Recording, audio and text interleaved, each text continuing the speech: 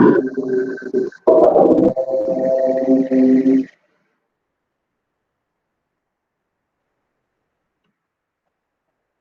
will wait for another 2-3 minutes. Good morning.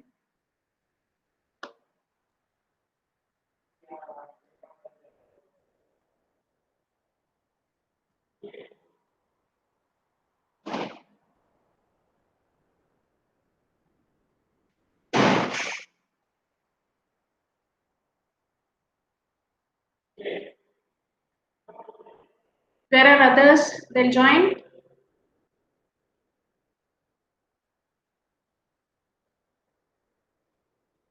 Which class you are having third hour? Which class you have a third hour? Anyone? Ma'am, Da. Class is there? Sir left the class?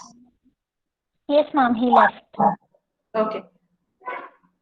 Okay. So while others join the thing, so let me say you that the attendance is automatically taken once you log in to the Google account. Automatically the attendance will be taken. Today I have downloaded the plugin and started the plugin.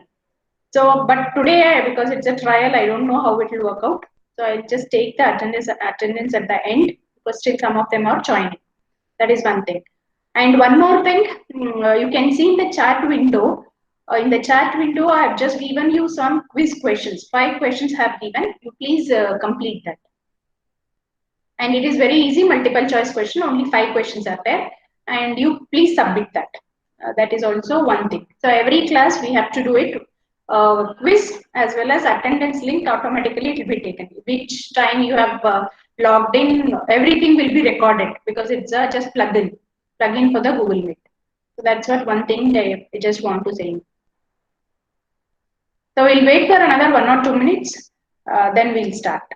So I just want anyone to remind me every day if in case if I forget for recording. Because others, maybe because I would have forgot for recording. That I want anyone to just remind for every class. In case if I forget, I will remember. But in case sometimes, maybe 1 or times in hurry, because with some other work we may forget. So I just want anyone to remind. Okay, it's 11:52. So before others join, let me revise. So in the last class, we have started with the module 1. So we have seen about types of database and database application. So what are the types we have? We have all types, maybe numeric, maybe text, maybe multimedia, maybe maps, maybe real-time activities like the banking system. So anything it may be that those are the types of database and database application. What is happening? Anyone is asking for admit? Oh no. Sometimes, yeah, that's it. Okay. That's why if you please join a bit early, that will be better. Okay. So this is about types of databases. It can be any type, maybe numeric, text, audio, video. It may be maps. It may be anything like real time. So now banking every day we do some transaction. Even that should be stored. Uh, there are so many databases like that. So your mobile phone every time it will be active. So now WhatsApp, whatever you send, we send even every day we send the link. Even twice, thrice we send the link. Morning I sent link again. Now also I have sent for you people to be easy. Just to click on that and you can log in. So that's how those are some of the examples of active databases. So now we have seen in the last class also what is database, what is data, what is mini world, what is database management, what is the database system. So we have seen all these definitions in the last class. So and we have seen what are the typical functionalities of our DBMS. So what we do first we define, we construct, we manipulate, and sometimes we may use it concurrently. So concurrent processing, you just take your WhatsApp only. So how many people are there? We have created one group. Everyone can access at the same time, concurrently, parallelly. So that's what is called as a concurrent processing. So other DBMS functionalities, other features of DBMS, we have just seen protection and security. So that was very important with respect to all the applications. Nowadays, every one of us started using a banking application. So then my account, my balance, everything should be proper. So then no one should hack my data, my app in my mobile. So then we are using passwords. Securities are should be very high. Some applications like that. So that's what the protection and security is. Then active processing to take internal action on data. So always we keep activating some data. So that also is required. Then presentation and visualization, that's what presentation. So just now what we are doing, it is a presentation. Same way how we have diagrams. So when we have algorithm as well as flow chart, we are means human psychology is more tendency to have to perceive the data in a visual form more than the text. So instead of reading and taking so much time, if you give in a form of picture, it will give more information. That's the reason we require a visualization of data. So then we have seen even in the last class examples of database, what are the conceptual data models. And we have seen some of them example, mini world for the example, in that example we have seen about a university. So in university, what are the entities? So it may be student, course, section, department and instructors. So these were the entities in a mini world called as a university. And we even see express the entity relationship model. So even we, in short, we call it as a ER model. We see in our further classes. So what is ER? ER diagram. So then we have seen about the relationship. So we have seen these are the entities in the DBMS. So then what are the relationship between all these courses? Sections are in a specific course. Students take section. Courses have prerequisite courses. Instructors teach section. Courses are offered by department. So like this, all these we see the relationship between a database thing. So then we have started with the characteristics of database approach, self-describing nature of the database. So whenever we give any name for the database, so if I give student, so that only should say what type of database it is. So that's what it should be in a position whenever you are selecting in any database, it should describe itself. So then in case if I say 1BY MCA 01, what this says to us, this itself when I say 1BY MCA, 1BY 19 MCA 01, what is this describing us? This describes completely what the student is, which region it is, which college it is, which year it is, which branch it is. All these gives just in your visit. That should be your database. So then insulation between program and data. So then what should be the thing? How the program is dependent. Always what we do, data and program, always it is independent. We should see to that minimize them. So always it should not be dependent on both the things. So try to minimizing that. That was a one more characteristic. And we have seen one more characteristic, data abstraction. So what is this data abstraction means? I don't want to show everything. Now taking an example of banking, we may have huge number of accounts, but only my data will be viewed, or I have a permission only to view my data. So that is an example of data abstraction. In the same way, support of multiple views of data. So multiple views, now I may view only my account. Whereas if you go and ask the bank person, he can view all the accounts. So that's our different views. Which way we take, that is what is a one characteristic. So then sharing of data and multi-user transaction processing. So sharing of data, so now you can just see we are sharing the data either in a WhatsApp group or to your mail group. So what we are doing, we are sharing. Multi-user transaction. So because I cannot keep copying and pasting your USN numbers every class. So what I have done, I have grouped it. So why do I want? It should be easy for us. That's what multi-user transaction. How can I do the transaction? This is one of characteristics of a database approach. So then who we have seen even in who are the database user. The people who work on the screen and the people who work behind the screen. Something like where we are using the front-end tools. So front-end websites, front-end forms. So all these are called the forms, front end scenes where we use them. Behind, for every project, whether it is a small, big, complex, whatever it is, we use front end as well as back end. So in the front end, what we do, we use tools to create or to interact with the people. Then what is behind? We have a database. So a database can be anything, any forms can be database. So different databases, SQL, Oracle, MongoDB. There are so many available tools for a DBMS. So then what is this database? Database is a behind. So for this we are differentiating which people is what. And so actors on this scene, so database administrator who will give the permissions. Now we have just created a group for a WhatsApp group for a third semester MC. And even if, how many people we are, all staff, then all students of third semester. But we have admin permissions only for some people. You can have a look there who have a permissions to add. So that same way here, database administrator. So what is the work of database administrator? He is responsible for authorizing access to the database, for coordinating and monitoring its use, acquiring software and hardware resources, controlling its use and monitoring efficiency of the operation. So all these, the control, everything will be done by the administrator. This is one thing where it is required for anything.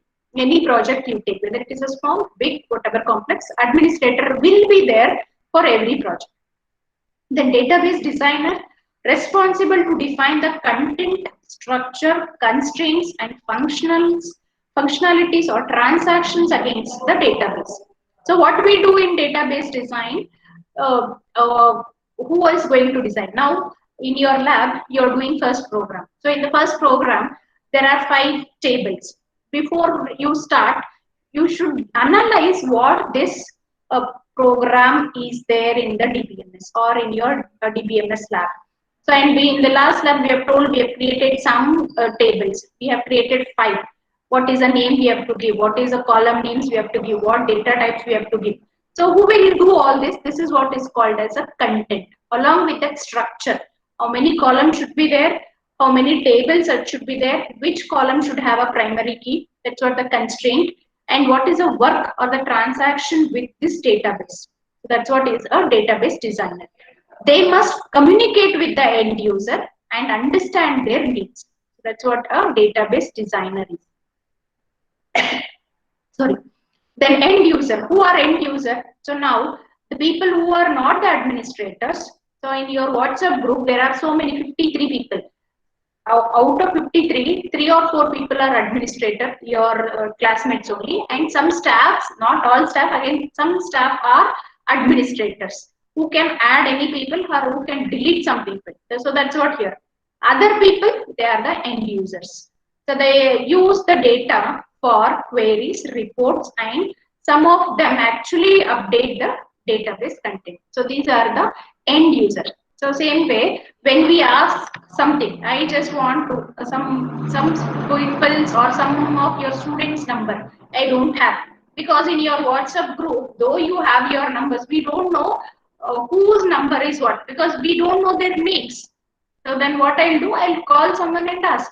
So that's what the end users, end user of the thing. So that's what database user and actors on the scene. Categories of end user, how do I categorize? So casual user, maybe 1 or 2 times maybe using.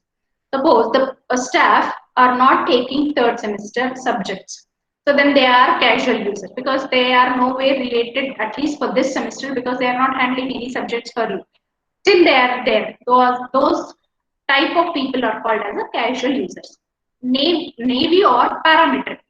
So they make up a large section of the end user population. They use previously well-defined functions in the form of CAN transaction against the database. Examples are bank teller or reservation clerk who do this activity for an entire shift of operation. So what we do here, so bank teller. So now reservation. Who will do? So before some years, if you want to reserve any bank traveling ticket, you have to go to the reservation center, stand in a queue, get it done your traveling tickets. So right now we don't have that also. But still, even Tatkal options are also available, but everything is now in the form of apps. Though the apps are there, but if you are not looking at that particular time, maybe at 11 o'clock, the Tatkal starts, and if you see by mistake, if you forgot, then it is done. So that's what a similar way here it is a parametric user. Sophisticated, who these include business analysts, scientists, engineers, others thoroughly familiar with the system capabilities. Many use tools in the form of software package that work closely with the software database. So now you're using the people who are learning all these backend tools database. Then you people would have been developed the project. So then you're called as a sophisticated. Suppose if I say you are the person who has been given one project called as a ATM database. You are supposed you are working for some bank where you are supposed to develop one project for a ATM machine. So then what you do, you become a sophisticated user. And the people who are using the ATM, they are the end user. That's what a sophisticated user. Sophisticated user can be business analyst. So business analyst, scientist, engineer, others who are well with this software package, those people are called as a sophisticated user. The same way standalone. Now standalone system, now you have your laptops. Every one of you have a laptop, every one of you have a mobile, at least a smartphone to attend the classes.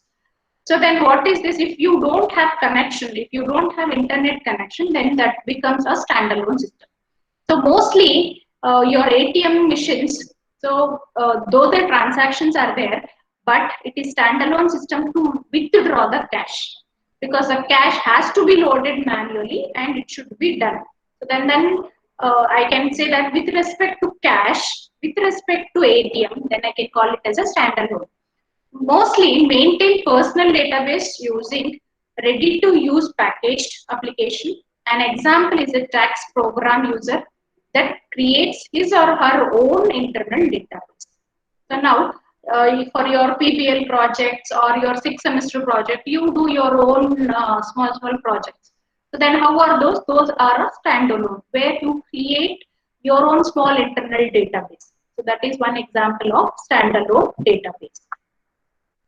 And what are the advantages of using this database approach? Why should I use those things? It will be easy for us to access the data, to do some manipulation. So there are so many advantages of having a database approach. So controlling redundancy. I don't want to enter again and again. So that's what, suppose if you, let us assume that you don't have your USN numbers. Then how to track all of you? So then it will be very difficult. Even assume that in university also, if they have not given your USN number, then multiple times we can have your data. So to avoid that, we have a USN number. Same way here, controlling redundancy in our data storage and in development and maintenance efforts. So that's what is a database uh, advantage of database. The same way, sharing of data among multiple users. So for me, I cannot, though you have your individual mail IDs. So if I start typing individual mail IDs, 53 people typing, it is time consuming. What is better option for us? We make it as a group. All one time we make as a group mail ID. If all your mail IDs are done only for one time. I can use that 100 times. So that is an example where I can share the data for multiple users. Then restricting unauthorized access to data. So that's what even in the last classes also I told. Now we are using Google Meet. Even in Google Meet, there is a restriction. I don't want other student other than third semester to enter into my class. I can restrict them. That is, I don't want any people to enter into my class. Only I want third semester DBMS students to enter into my class. I can restrict this. This option is also there in Google Meet. You can just imagine, this is a small example what I gave. Like this, In the real time, we have huge number where we want to restrict. Take your thing, your mail IDs, you have your PIN number. When you are using ATM, you have PIN number. Why all this? To restrict by using your unauthorized data. No others can access your data. That's what a restriction. Providing persistent storage for program objects. So persistent means whatever I have, it should be constant. So that's what is providing persistent storage for program objects. Then providing storage structure for efficient query processing. So this was one thing where we see why we require a database approach. I can access, suppose I have a column called your USN, your name, your all subjects name, all subjects are there. But in this table, I am not worried about other subjects. I don't only want my DBMS marks. I want your USN, I want your name, I want DBMS mark. How should I fetch this? That's to fetching also, it will be easy if you efficiently manage or store the data into the database. This is one basic approach where we require a database. So these are some of the advantages of using a database. So the same way, adding some more advantages for database, providing backup and recovery service. Now you can see when we were having a simple basic mobile, we were not having an options of keeping back recovery of all the contents, anything. So now you can see everywhere, even a small smartphone also will be having a backup to keep backup of all the data, your contact numbers, your everything. So there you can just take an example of that. That's the reason we require a database. And recovery service. So take our laptops.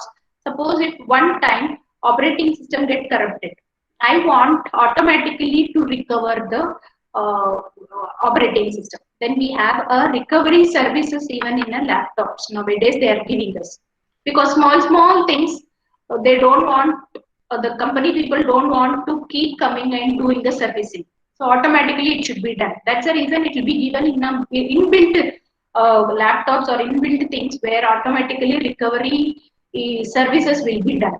So providing multiple interface to different class of user. So that's what here multiple user. So now in your bank, so there are so many huge number of people using. I may want one time only to check balance. Some other people want a bank statement. Some other people want to check transaction history. So this is how the multiple interfaces are there in the banking thing. Then representing complex relationship among data. So we just want to know how the data, how this is related in your data, how to represent the complex data and how the relationship of these data are there. For this also we are using a database. Then enforcing integrity constraints on the database. So what is this integrity constraint? In the last lab we were getting some errors. They're saying that unique constraint violated, parent key violated. What are all this? We are giving a restriction. Suppose if I have a primary key in one table and I have entered a student name already, USN1, USN2 I have entered. Now suppose by mistake I started entering USN1 again, then definitely the database will show us saying that there is a problem with the constraint set, because we have told USN as a primary key. Then you cannot have the data again and again in the table. So that is one integrity constraints of the database. Then after doing all this, what are the inferences or action using the rules? So that's what, when already USN 1 and 2 are there. So if I again enter USN 1, what should be the result? The database should give us, it will say that unique constraint violated. So that is what I can infer. And later what I have to do, if I have to re-enter, not with 1 and 2, I have to re-enter the USN of the students 3. So that is what the inference I'll come to know, and the action what I have to take. So these are some of the advantages of database approach. So additional limitations of using database approach. What are the implications we may have? in the database approach. Potential for enforcing standards. This is very crucial for the success of database application in a large organization. Standards refer to data, its name, display format, screens, report structure, metadata, description of data, reduce application development time, incremental time to add each new application is reduced. So along with this, so suppose you assume that how many of you are there? You are 53 people. And if I start entering into the student table 53, it is time consuming. I should see in such a way that the formats, whatever are taken, it should be so fast I have to do it. So that is one approach we have to take care. Then some more thing, flexibility in changing data structure. So today I have given one table name as your USN name, your all subjects, DBMS first, based on your USN number 31, 32, 33. I would have given the data, and I have just given the marks T1, T1. And the second internals we conduct, I want to add T2 also. Then there should be some flexibility in adding or changing the data structure for the next time. My database, it should be in a such a way that if I add one more column, one more row, it should take. So that's what a flexibility to change data structure. Database structure may evolve as new requirement as defined. Availability of up-to-date information, very important for online transaction system such as airline, hotel, car reservation. So up-to-date information. So first, if I take online transaction, now you can see every one of us, even we would have not thought we will take classes online, and even we were not comfortable in the last semester, at least because we were unaware of all this. So many years though we have done offline, so the due to online in the last pandemic, so we were also very facing difficult because we were using different tools. Initially we have started using Zoom. Later it was told that it was not, it was having a security problem. Then we started using the Google Meet. See how much tools for online only we have used. Now you can see every work is going on online. So if we do any transactions like this, you can see Amazon, Flipkart, all these are the people who are doing their business online. So selling and taking the amount. So every data, how many people will be using the Amazon or Flipkart? Who has ordered? How much amount they have given? All these transactions should be kept in where they are keeping in the database. So some examples, airline. How many passengers every day they travel from one place to another place? Then they are using a airline. So when they are using aeroplanes, then they have to book the ticket. So and even how many who are from where to where, all these details, everything should be stored in the database. This is one. Hotel. So now I want, I'm in Bangalore. I want to go for Belgaum to do because of your university some work. Then I have to book a hotel there. Sitting in Bangalore, I can book any hotel in anywhere. So that is one option. If I book again, there should be a stored. When I reach Belgaum, they should not say that you have not booked. So everything should be stored. Then we require a database. In the same way, car reservation. I can have a reserving the car. Maybe now you can just say that you want to buy a Audi or Benz, and you would have but booked. Then the reservation is also required. How many are, because the business people, they cannot just manufacture Audi or Benz because it's a crore amount. They don't want to invest dead. So once you reserve that you are buying, then they start developing. That's what car reservation is one example. The economies of scale by consolidating data and application across departments, wasteful overlap of resource and personnel can be avoided. So this is one thing where economies of scale. By consolidating data and application across department, wasteful overlap of resource and personnel can be avoided.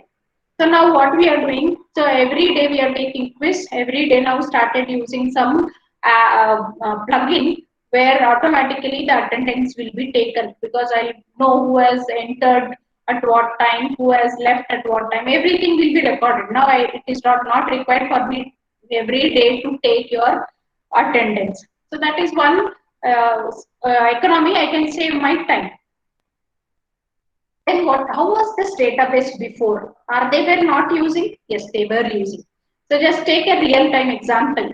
So in BMS IT, initially all employees were signing in the registers. So when they were signing, and there were also advantages, also disadvantages also was there, and some people were signing in before. So to avoid all this, we got a biometric. Biometric was unique, where one person finger has to kept because it is a unique and it will identify. Because even 1 minute late also it will show how many minutes you are late. All those. Even going out also you have to punch and go. So why did we use this? To keep track of the employees.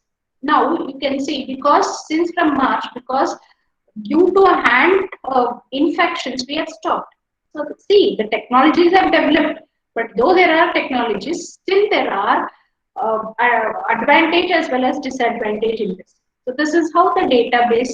Now what we have done now again we went back to the older system where the hand touching is not there and no infection from one person to another. Then again we have went back to the ledger system only.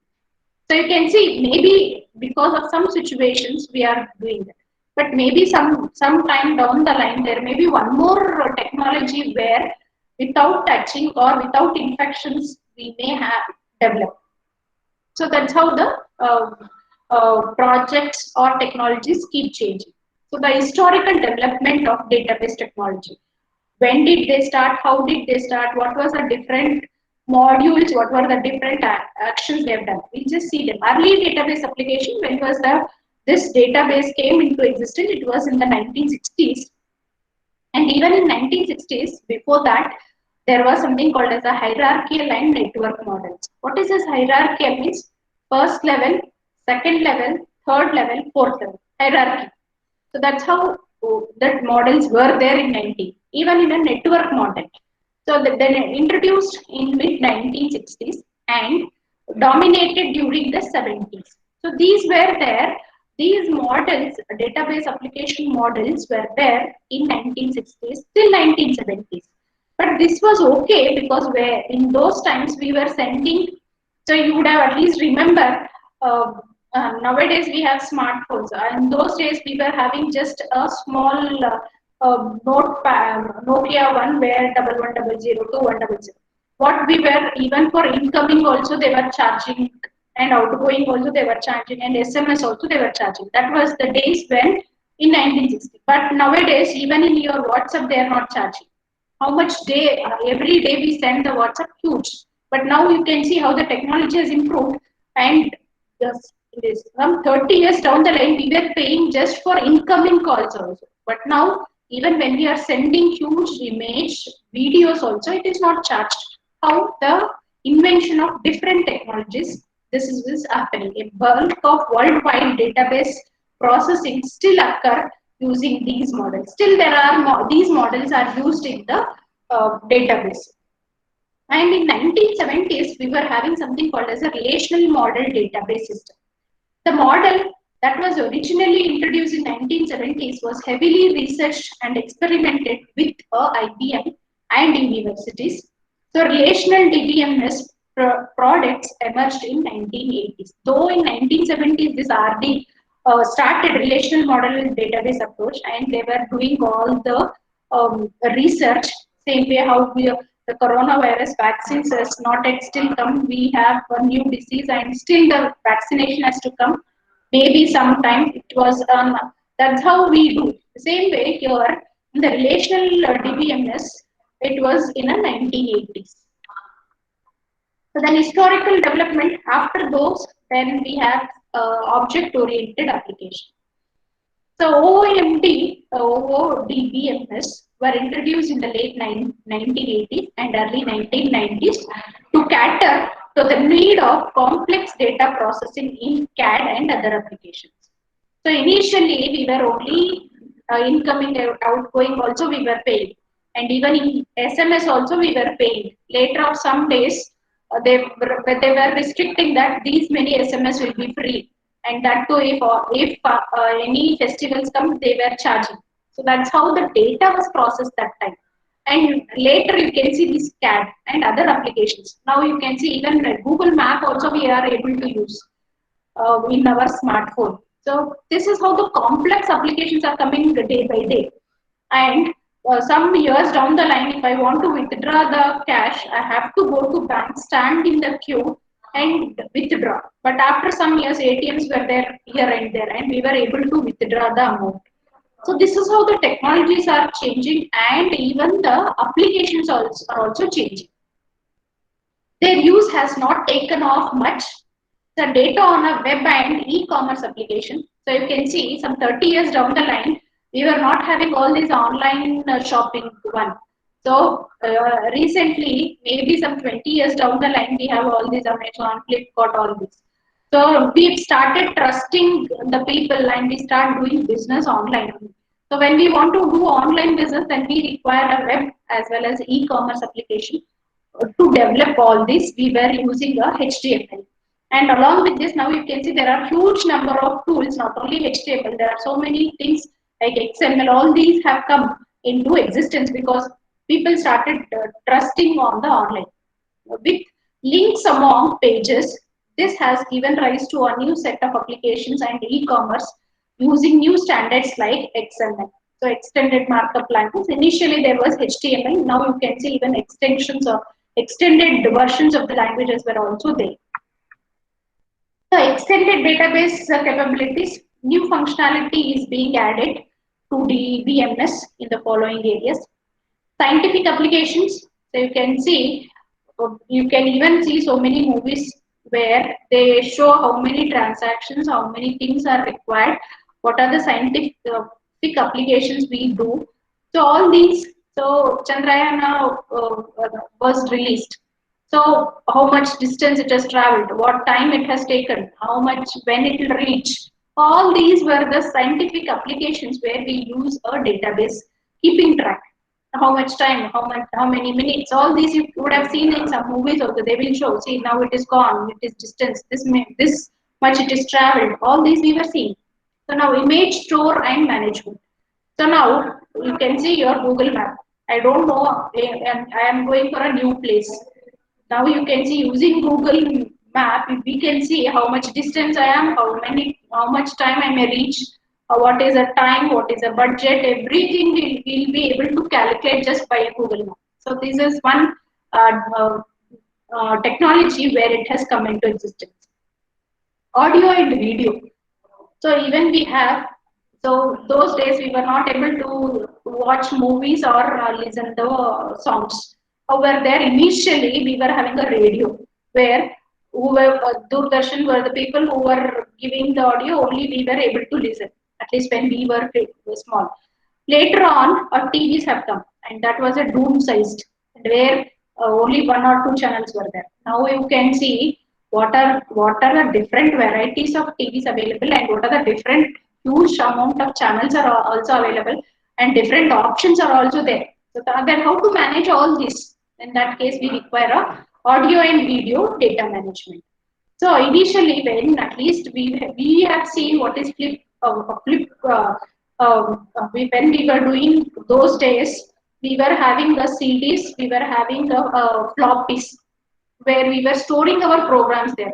Now you can see even CDs are slowly running out. Now every one of us are using pen drive. Maybe some 5 or 10 years down the line, even this pen drives people may not use. They may use a hard disk only. Even nowadays only we started using hard disk. Maybe after that, like this, the technologies are increasing. That is one scientific application. That's how the audio and video data management, data mining. What is this data mining is? I want to predict right now in Bangalore, in Yelahanka, in Avaledi, what time there will be a rain forecasting. Who will do this? In that case, based on the previous data, they calculate and give us based on this. Maybe you may assume this. What is the temperature? All these we are doing. That's what a data mining. The spatial data management. Now, sometimes I want to know what is the longitude, what is a horizontal view, what is the time. All these we require x-axis, y-axis. That's what a spatial means: x-axis, y-axis, 3-dimension, 2-dimension data we want. We want to rotate everything. That's how we use it in the DBMS. Then time series. So we may sometimes see what is the time taken to travel from here to there. So even you can see nowadays, even in your Google Map also, you can calculate at what time if I leave home, at what time I will reach college, it will give you, and what is the shortest distance. All these will give you. That's an example, time taken from travel to your home to college. So this history of database, I can keep it. So the above gives rise to a new research and development in incorporating new data types, complex data structures, new operations, and storage and indexing schemes in a database system. So these are the extended approaches where we are using the database. Why not to use DBMS? Why we don't want to use DBMS? I'm sorry. Main inhibitor or the cost of using DBMS, high initial investment and possibly need for additional hardware. So you would have imagined when we were studying our this one, we were not in a position to how you people at least have an option of just downloading in your laptop this SQL and able to execute. But those times, Oracle people, the same thing was very huge and we were not able to execute them. We have to go to our college. In college systems only we were able to execute. So that is how the cost was there. Now, those days, maybe 20 years down the line, the cost of a system was 40,000, 50,000 system. Now you can see even my laptop, again, high-end features. I want my laptop touch screen. Even now it is available within 70, 80 only laptops with high-end, with high storage, with high speed is available. So that's how here, why we require all this. So now even now I've just sent you a software I asked you to download. So it will take some space, but still you are able to do it in your laptops. That's how the high initial investment and possible needs for additional soft hardwares. Overhead for providing generality, security, concurrency control, recovery, and integrity function. All these were the problems initially. Then DBMS may be unnecessary. They felt that why do we require this DBMS? If the DBMS and applications are simple, well defined, and not expected to change, if there are a stringent real-time requirement that may not meet because of DBMS overhead. If access to data by multiple user is not required. So now these were some of the unnecessary things with the DBMS. Same way, let us assume in the last semester, due to this corona and even now also, if we start saying that we will not take classes online, we will take classes only when you come back, how long you people keep waiting, how long we have to keep waiting, and how long the vaccination will come. So then we have to switch to some other model, not offline. We have now switched to online. So we cannot be so stringent saying that no, I will not do. Then you would have not seen so many things. Even the last semester also, you people told how. But even we were also facing difficulties, and you people were also facing the difficulties. That's what here you can see. And why not to use a DBMS? Why no DBMS may suffix if the database system is not able to handle the complexity of data because of modeling limitation, if the database user needs special operation not supported by DBMS. Now also, because I am using a Google Meet and how many of you less than 250 is free. And if there are more number of people, suppose if it is 500 people want to log in, then you have to pay. That's how even the database handling of complex data, the limitation with this is also available. Next, we move on database system concepts and architecture. How was the architecture of database management system when they have started? Initially, there was some architecture. Yes, what is this architecture? What is a diagrammatic way? How I have to do? Which should be software? Which hardware I have to use? What is the system? Which database I have to use? All these are will come in the architecture. And what are the concepts? So, what is the concept I have to use? So the data model, a set of concepts to describe the structure of database and their constraints that the database should obey. So what is this data model says to us is structure. So what is the structure? So in your lab also you have 5 programs. Then who told you that 5 tables is required for this first program? And what is a primary key? How many columns is there? That's what the restricted structure is given by the VTU in your syllabus. In your syllabus, they are told that these many tables are required. These are the primary key you can take, and we based on that definition or problem statement what they have given. Based on that, we have arrived what are the tables we should have for this part. And if I have these many tables, which should be my primary key, which should be my foreign key. So that is what is called as a constraints. Data model operations for specifying database retrieval and updates by referring to the concept of data model. Operations on the data model may include basic operation and user defined operations. So operations, now what type of operations we do? We have just created tables. How many tables? 5 tables. Inserted tables. Now I want one student with 1 BY 19 MCA 01 is complete details. Then what I have to do? I will give a query saying that I want his all whatever he has done in the first semester, what is there he has studied in second semester, what is the marks, or what is his first internal marks, third semester. I want all this. So that's how we use the queries or operations to fetch the data from the table. And how do we characterize the data model? That is high level, low level, and representational.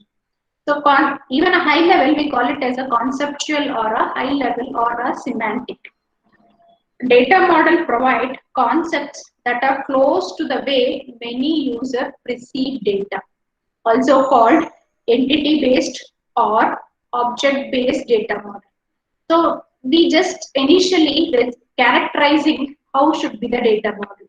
So nowadays we call Java is object-oriented, .NET is object-oriented. So that's how we say. So even entity, what are the different entities I want? So if I have one project, in that project, student is one entity, department is another entity. We give all these. So that is how the high level things we give. The same way physical or low level or internal models provide concepts that describe details of how data are stored in the computer. Now I have my PPT. So in DBMS PPT, I can give only the concepts related to DBMS. I cannot mix the software testing for DBMS and explain. So that's what is categorizing from one subject to other subject. Same way here, even categorizing the models, I want to mainly depend on the computer. What data? That's what comes under the physical. Then implementation, that is representation. So data model provide concepts that fall between the above two balancing user view with some computer storage details. So that's what implementation are. Provides concepts that fall between the above two balancing user's view with some computer storage details.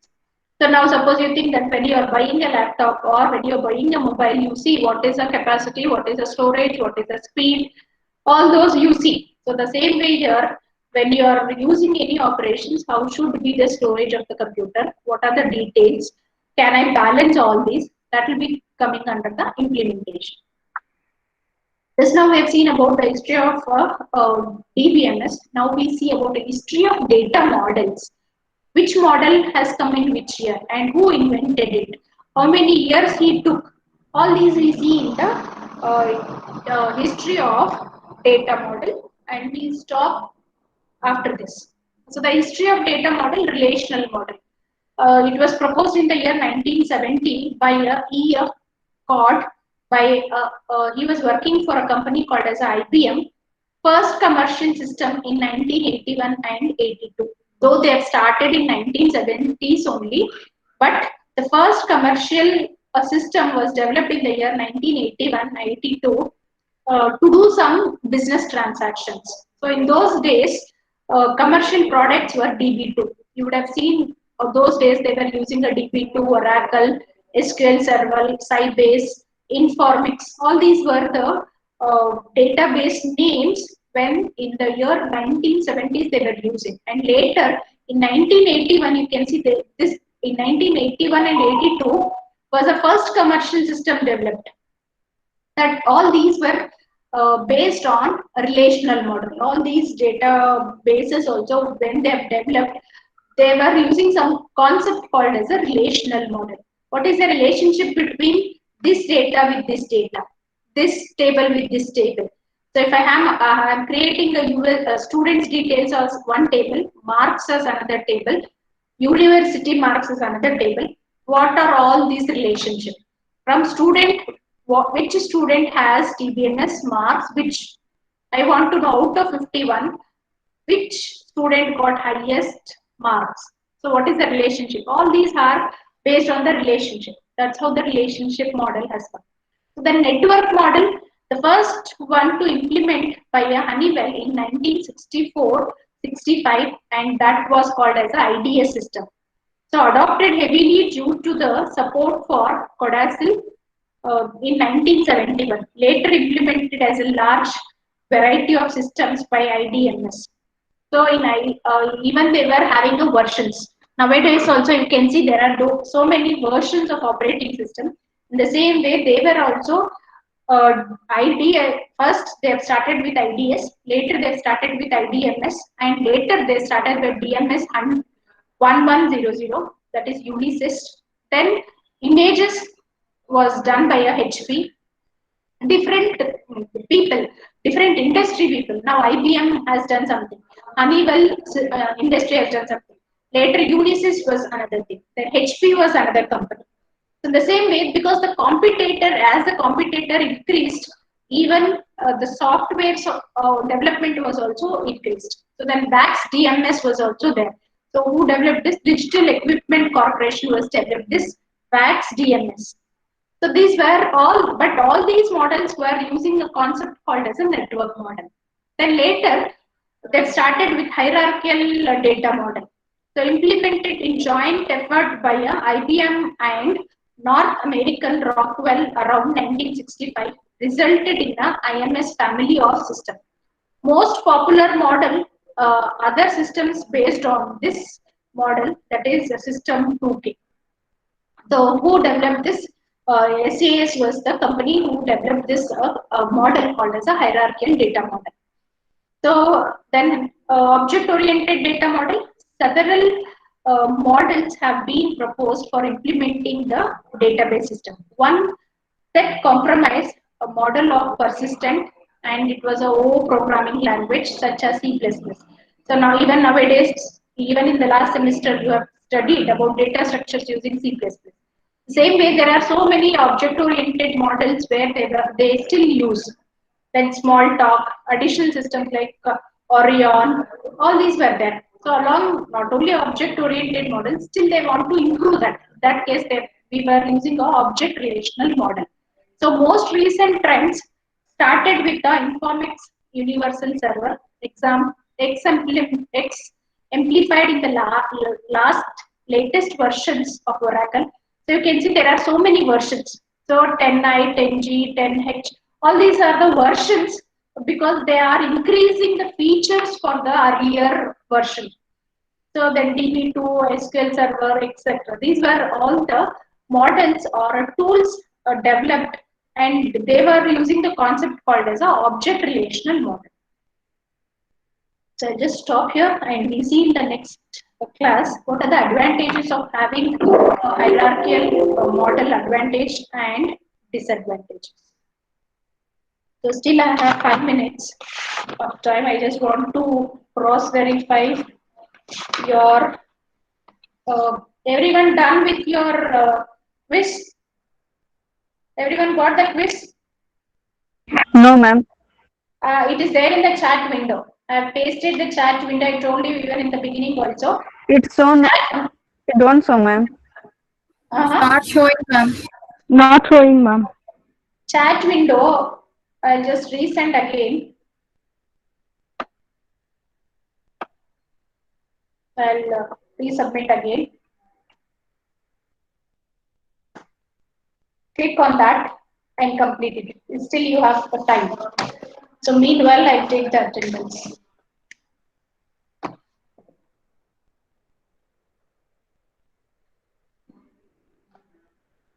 Asta, maybe one or two classes I'll take, later I'll stop because I just want to verify all inbuilt attendance. I have a plugin here along with the Google Meet. One or two classes I'll take, then I'll stop. I'll just verify. Asta, Abhinav, Present, ma'am. Aishwarya, Present, ma'am. Presh, Yes, ma'am. Anu, Present, ma'am. Arbaz, Arjun, Present, ma'am. Present, ma'am. Present, ma'am. Arjun. Ashok, Present, ma'am. Benita, Yes, ma'am. Present, Bhargavi, Yes, ma'am. Bhavishya, Present, ma'am. Chaitra. Present, ma'am. Chaitra is present. Yes, ma'am. Present. Dev Malay. Diksha. Present, ma'am. Deepika. Present, ma'am. Deepika. Present, ma'am.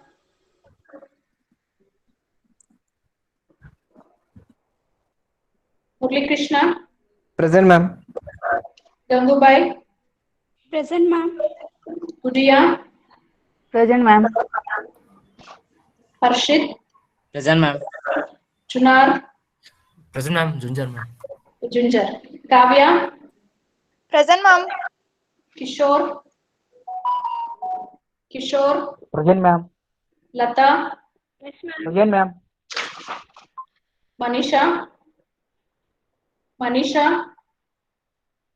Manjunath. Yes, ma'am. Navya. Yes. Nilanjan. Nayana, ma'am. Nayana, I told. Ma'am, he Nayana. was present, ma'am. His power gone, ma'am. Nishant. Present, ma'am. Pavana. Pavitra. Present, ma'am. Maithili. Present, ma'am. Priyanka. Pavan. Present, ma'am. Akash. Yes, ma'am. Present. Rajeshwari. Yes, ma'am. Present. Rakesh. Yes, ma'am. Ramya. Present, ma'am. Rashmi. Present, ma'am. Ravi. Yes, ma'am. Rizwan. Present, ma'am. Vishal. Savita.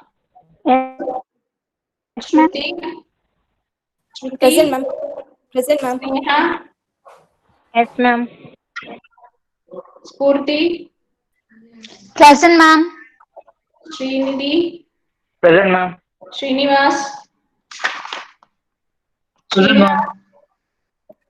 Present, ma'am. Present, ma'am. Vaishnavi. Present, ma'am. Vinny. Present, ma'am. Okay. Ma'am, Arbaz We'll stop. Arbaz Khan present. But Yes, here ma'am. how many are there? Okay. Okay. Fine. Manish has sent. Okay, stop here. We'll continue in the next class.